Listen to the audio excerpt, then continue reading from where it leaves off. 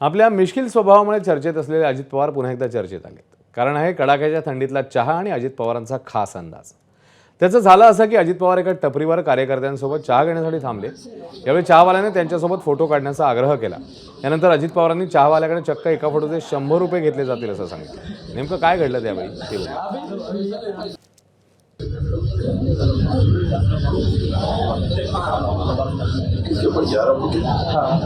किती घेतले त्याचे पैसे द्या. हा फोटो फोटोचे 100 रुपये.